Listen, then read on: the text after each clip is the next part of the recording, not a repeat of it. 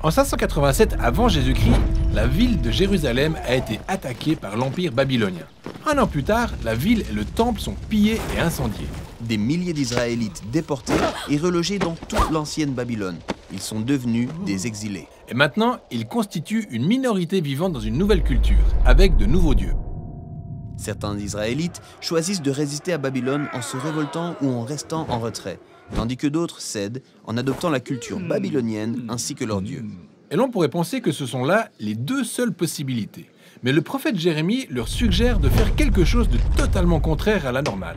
S'installer, construire des maisons, planter des jardins, se reproduire et, plus surprenant encore, rechercher le bien-être de Babylone et prier le Seigneur en sa faveur. Un troisième mode en quelque sorte? Exactement. Ce n'est ni un compromis, ni une révolte. Alors, qu'est-ce que c'est en réalité? Eh bien, il y a tout un livre dans la Bible qui s'étend sur cette question, l'histoire de Daniel.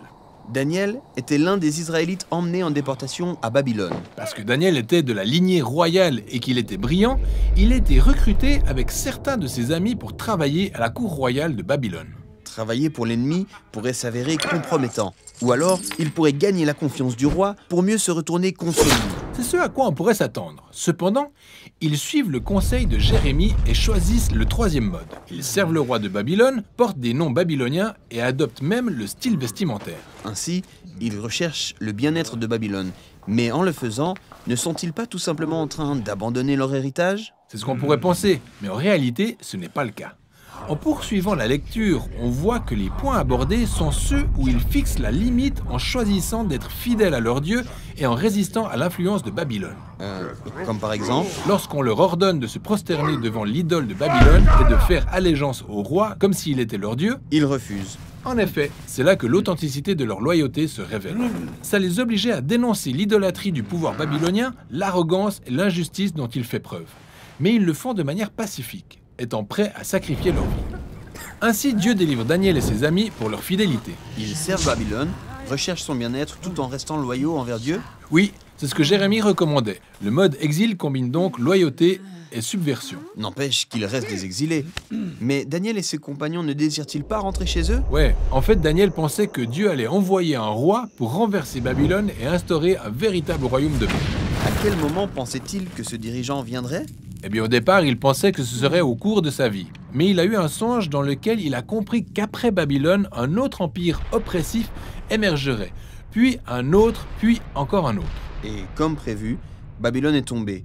Le peuple d'Israël est reparti sur son territoire, mais à présent, ils sont dirigés par les successeurs de Babylone. Alors, ils ont gardé l'état d'esprit de l'exilé, attendant que leur véritable terre natale leur soit à nouveau accessible. Et ils ont continué à pratiquer la même loyauté et subversion vis-à-vis de chaque nouvelle version de Babylone qui émergeait. Ce qui nous conduit à l'ère de Jésus. C'est l'empereur romain César qui gouvernait au temps de Jésus.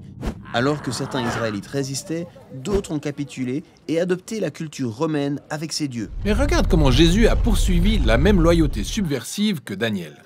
Notamment lorsqu'il a dit « Il faut payer l'impôt à César, rendez-lui son argent ». Mais il a aussi dit « Ne prenez pas César pour Dieu. Celui qui mérite toute votre dévotion et votre allégeance, c'est Dieu. » Donc la voix de Jésus suit aussi ce même mode qui combine loyauté et subversion? Oui, tout comme il l'a enseigné à ses disciples d'aimer et même de bénir leurs ennemis. Il a été arrêté pour avoir dénoncé les chefs religieux corrompus de Jérusalem et de Rome. Il a révélé leur idolâtrie du pouvoir et ça lui a coûté la vie.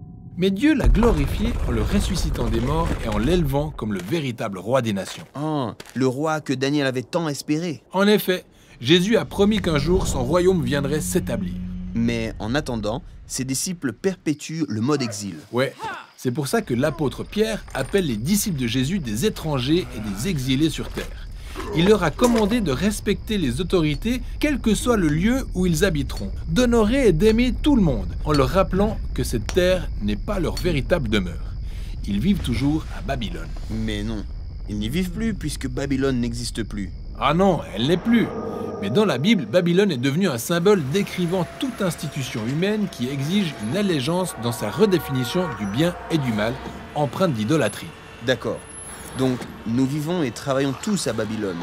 Comment est-ce que je recherche le bien-être de Babylone tout en faisant allégeance à quelqu'un de plus grand? C'est en fait ce que les disciples de Jésus sont appelés à faire. Vivre en maintenant l'équilibre entre loyauté et subversion. C'est ça, vivre en mode exil.